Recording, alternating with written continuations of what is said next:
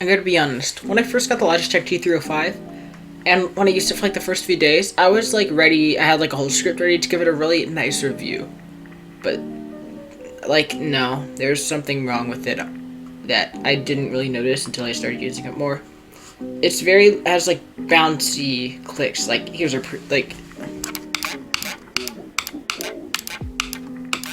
it's most noticeable on the DPI button, but I'll get to that stuff a bit later and let's talk about the good things about this mouse. The feet are pretty good.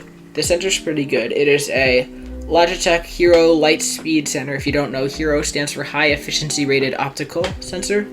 The scroll wheel is pretty good. This entire mouse is based off of the Logitech G303. Basically in another mouse that I don't remember the name of. But I mean, it's pretty good. It weighs like 99 grams with the battery, although if you get like a lithium battery, it'll weigh like 15 grams less. To open it, there's these little dots right here. Might not be able to see them. Basically, you just pull it down and it opens up, and you have the battery and a place to store the USB. So you could, in theory, play without the cover on it. I mean, it does help with like a little bit, but it's only like so good. Here's what the mouse sounds like.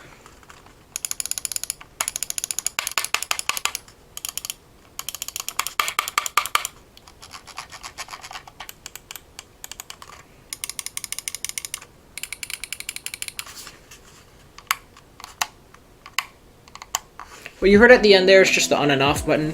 The only LED indicators on here is when you turn it on and it'll have this color. And when you change the DPI, it'll change colors. I only have a few on it right now. But I use the white one. So basically, you can customize the DPI inside the Logitech G Hub software and all that.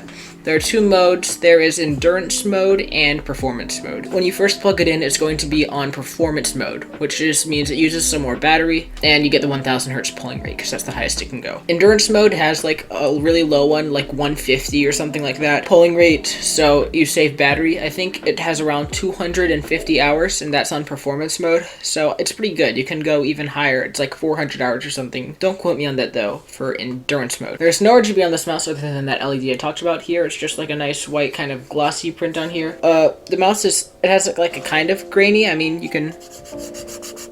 it feels pretty nice. As with other Logitech stuff, I mean, takes like dents a little bit pretty easily, and it kind of shows fingerprints, which is annoying, but it's not the end of the world, especially on this line in the middle. You probably won't be able to see it, but you can, fingerprints show on there very easily.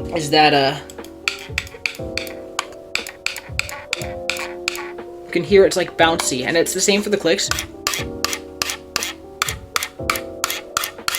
It's just like, because I like to click hard a lot on mice like this. So having a mouse where I can't do that is just something I cannot stand, so I cannot use this mouse regularly.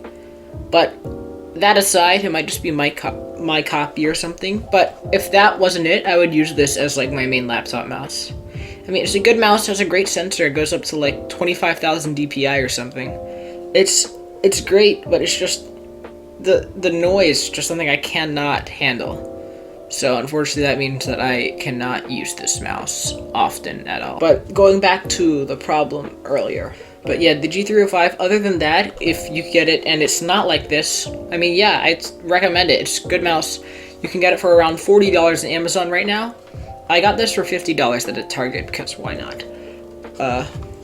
It's a pretty good mouse. Other than that, if you can get around that, that's pretty much it for today's review. Thank you for watching, and I'll see you around.